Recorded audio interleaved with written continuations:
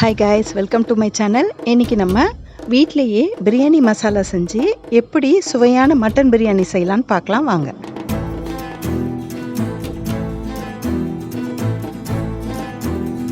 First 1/2 kg மட்டனை மசாலா போட்டு marinate பண்ணி வச்சிடலாம். நமக்கு தேவையான பொருட்கள்லாம் சொல்லியிருக்கோம். அதுக்கேற்ற மாதிரி அந்த மசாலாவில் போட்டு நல்லா ஊற வச்சுடுங்க. குறைஞ்சது ஒரு 1 hour ஊறணும். இப்படி ஊற வைக்கிறதுனால மீட்டில் நல்லா மசாலா உள்ளே போய் சாப்பிடும்போது அந்த மீட்டுக்கு நல்ல ஃப்ளேவர் கொடுக்கும்.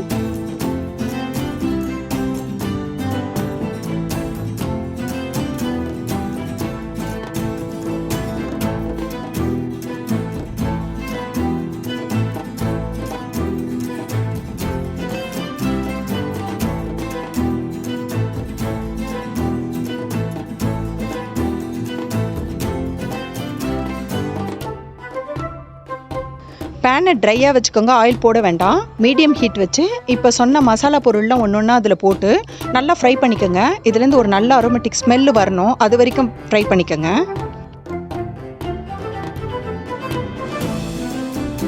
மசாலாவுக்கு நம்ம இன்க்ரீடியன்ட் சேர்க்கும் போது ஒரு 2 pinch அளவுக்கு நட்மெக் சேர்த்துக்கோங்க. நான் என்னோடய மசாலாவில் நட்மெக் கண்டிப்பாக சேர்ப்பேன். இது ரொம்ப நல்ல ஃப்ளேவர் கொடுக்கும், ரொம்ப டிஃப்ரெண்ட்டாக இருக்கும் உங்களோட பிரியாணி. நீங்கள் இந்த டேஸ்ட் ரொம்ப நல்லா ஃபீல் பண்ணுவீங்க.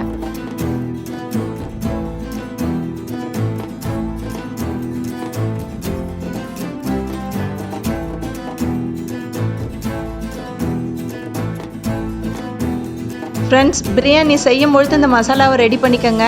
தேவையான அளவுக்கு மட்டும் செஞ்சுக்கோங்க. எப்போ நீங்கள் செய்கிறீங்களோ அப்போ ஃப்ரெஷ்ஷாக இந்த மசாலாவை கிரைண்ட் பண்ணிங்கன்னா தான் உங்களோட பிரியாணி ரொம்ப டேஸ்ட்டாக இருக்கும்.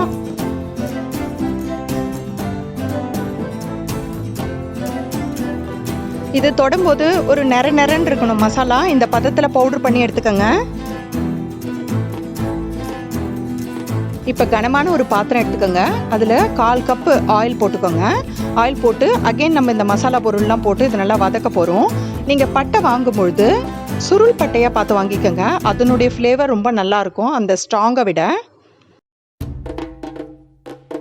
பிரியாணி ரொம்ப நல்லா வர்றதுக்கு ஃபஸ்ட்டு ஸ்டெப்பே வெங்காயம் நல்ல கோல்டன் கலராக வதங்கணும். நீங்கள் 3 வெங்காயம் போட்டிங்கன்னா அது பார்க்குறதுக்கு ஒரு வெங்காயம் அளவுக்கு ஆகும். அந்த அளவுக்கு கோல்டன் கலராக வதங்கணும். அப்போ தான் பிரியாணி ரொம்ப டேஸ்ட்டாக இருக்கும். உங்கள் டேஸ்ட்டுக்கு ஏற்ற மாதிரி காரம் சேர்த்துக்கோங்க. நான் 10லேருந்து 12 சில்லி சேர்த்துருக்கேன், க்ரீன் சில்லி. ஏன்னா இது ஒன்று உங்களுக்கு ஸ்பைஸ் கொடுக்க போகுது, காரம் கொடுக்க போகுது. நம்ம சில்லி பவுடர் ரொம்ப கம்மியாக தான் சேர்க்க போகிறோம்.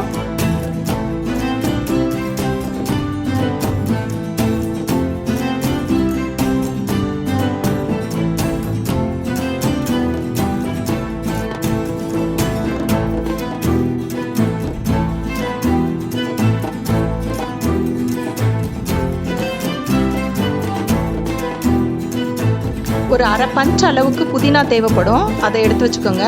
அப்புறம் கொத்தமல்லி கொஞ்சமாக எடுத்து வச்சுக்கோங்க. ரெண்டும் அதிகமாக தேவைப்படும் இந்த பிரியாணிக்காக. 3/4 அளவுக்கு இந்த க்ரீன்ஸ் இருக்கு இல்லையா, அதை ஃபஸ்ட்டு இதோட போட்டு நல்லா வதக்கிடுங்க. இன்னும் கொஞ்சம் எடுத்து வச்சுருங்க, லாஸ்ட்டாக நம்ம சேர்க்க போகிறோம். டோட்டலாக பிரியாணி மட்டன் பிரியாணி செய்கிறதுக்கு 55 மினிட்ஸ் தேவைப்படும். நம்ம மீட்டை மட்டும் 35 மினிட்ஸுக்கு தனியாக வேக வைக்கணும் இந்த பாத்திரத்துலேயே.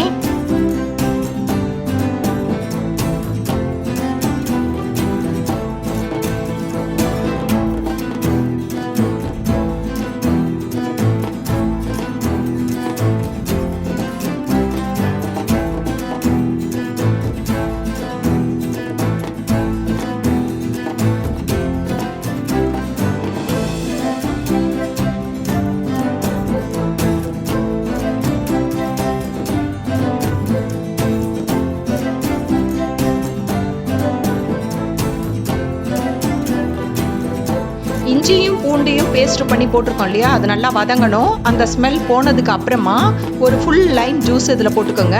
மீட் அது கூட சேர்ந்து நல்லா வேகணும். இப்போ மீதி இருக்கு இல்லையா அந்த க்ரீன்ஸு, புதினாவும் கொத்தமல்லியும், இந்த ஸ்டேஜில் அதை போட்டுருங்க. அதை போட்டு நல்லா மீட்டோடு சேர்த்து வேக வைங்க. இப்போ சால்ட்டோடு சேர்த்து நம்ம பவுடர் பண்ணி வச்சுருக்கோம் இல்லையா பிரியாணி மசாலா, அதையும் சேர்த்துருங்க.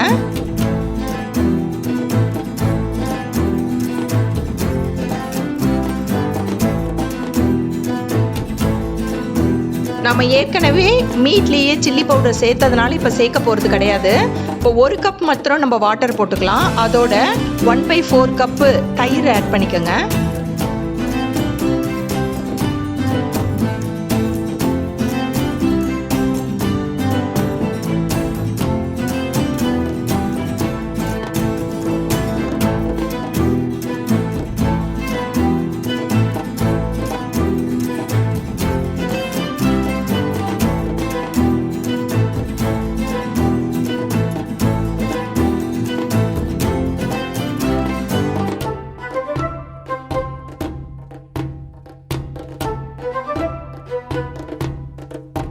இப்போ லிட் ஆன் பண்ணிவிட்டு 35 மினிட்ஸ்க்கு நல்லா மீட்டை வேக வச்சுக்கோங்க. அங்கே மீட் வெந்துட்டு இருக்கும்பொழுது இன்னொரு பெரிய வெசல், கனமான வெசல் எடுத்துகிட்டு அதில் 2.5 லிட்டர்ஸ் வாட்டர் போட்டுக்கோங்க. இப்போ பாஸ்மதி ரைஸை நம்ம ஒரு ஹாஃப் பதத்துக்கு வேக வைக்க போகிறோம். இப்போ இதில் ரைஸ்க்கு நம்ம ஃப்ளேவரை சேர்ப்போம். ஒரு பே லீஃபு, ஒரு சின்னமன் ஸ்டிக், அந்த பட்டையோட ஒரு பீஸு, 1 ஸ்பூன் நம்ம கீ சேர்க்குறோம். இங்கே இது எதுக்காகனா பாசுமதி ரைஸ் ஒன்றோட ஒன்று ஒட்டாமல் இருக்கிறதுக்காக சேர்க்குறோம்.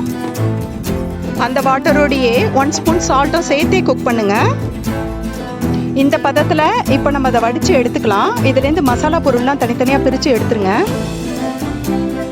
ரைஸு ஆஃப் குக் தான் ஆகிருக்கணும். அதுலேயே ஸ்டார்ச் மட்டும் வெளியில் போகுது, அவ்வளவுதான். மீதி நம்ம மீட்டோட சேர்த்து குக் பண்ணலாம்.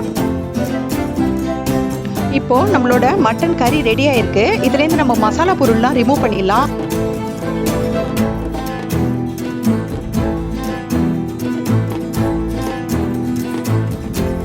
நம்மளோட ஆஃப் குக்குடு ரைஸை இப்போ இந்த கறி மேலே போட போகிறோம். மேலே தான் போட்டு சீல் பண்ணணும், கலர வேண்டாம். இப்போ தான் நம்ம கீ சேர்க்க போகிறோம். இந்த ரைஸ்க்கு மேலே 3.5 ஸ்பூன் வந்து கீ சேர்த்துக்கோங்க. அது மேலே சுற்றிட்டு அதை போட்டுட்டு அதுக்கு மேலே லிட் போட்டு குக் பண்ணலாம்.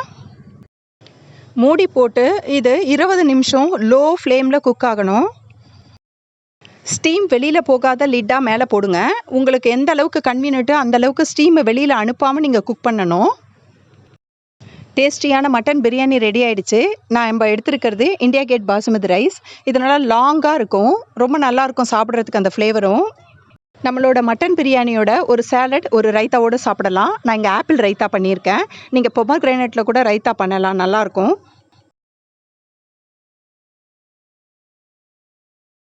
நெக்ஸ்ட் ரெசிபியில் பார்க்கலாம் கைஸ். Take care. சப்ஸ்கிரைப் பண்ணாதவங்க சப்ஸ்கிரைப் பண்ணிக்கோங்க.